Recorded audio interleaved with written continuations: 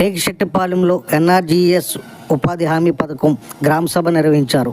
ఈ సభలో గ్రామ ప్రజలు, ఉపాధి హామీ కార్మికులు, రైతులు పాల్గొన్నారు. వివిధ పనులను గ్రామ సభ గుర్తించి ఆమోదించింది. ఈ బడ్జెట్ ఏ విధంగా తయారు చేసుకోవాలనేది గ్రామ సభ నిర్వహించి, గ్రామ సభలో వచ్చిన వర్కులను తీసుకుని ఆ వర్కులకి ఎస్టిమేట్లు వేసి ఆ వర్కులను కలెక్టర్ గారికి పంపి శాంక్షన్ చేయించి వచ్చిన తర్వాత మాత్రమే ఆ వర్కులు చేసుకోవాలి.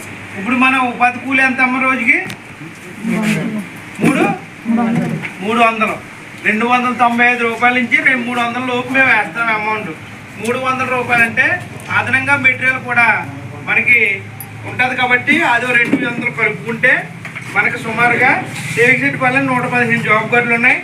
500 రూపాయలు చొప్పున అంటే 300 మీకు 200 మెటీరియల్ చూసుకుంటే పురుషుల భేదం లేకుండా సమాన వేతనం ఇచ్చే విధంగా కేంద్ర ప్రభుత్వం ఒక నిర్ణయం తీసుకుని ఈ రోజున అందరికి కూడా ఈ ఉపాధి కార్యక్రమం చేపడుతున్నాం.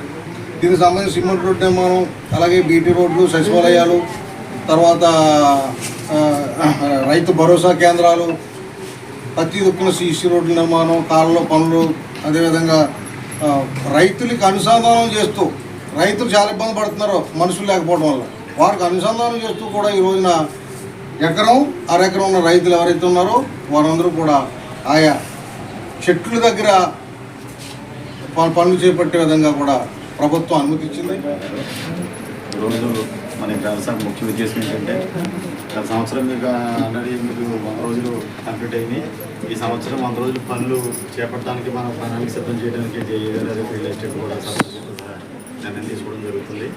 మీకు గతంలో అందరూ కూడా మీకు అందరికీ వేతనం అంతా అందిందమ్మా. మీకు మ్యాటర్ ఏంటంటే సంవత్సరం పూర్తి అయిపోయింది, 100 రోజులు అయిపోయింది. మీ అందరికీ జీతాలు కూడా బాగా వచ్చినాయి అని అనుకుంటున్నాను. వర్క్ కూడా బాగా చేశారు మీరు అంతా.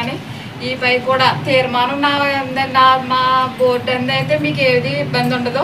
తీర్మానం చక్కగా పెడతాం మేము. అలాగే ఆయన చూస్తుంటారు, మీకు కూడా ఇబ్బంది లేకుండా. మెయిన్ ఆయన ఉన్నారు, ఆయన ఏదంటే అది చేయండి. మీరు మన గ్రామం కూడా మన ఇంట్లో ఎలా చేసుకుంటున్నామో మన గ్రామాన్ని కూడా అలా చూసుకోవాలి. మీరు వర్క్లో ఉన్నంత టైం మన దగ్గర పోరాడాలి.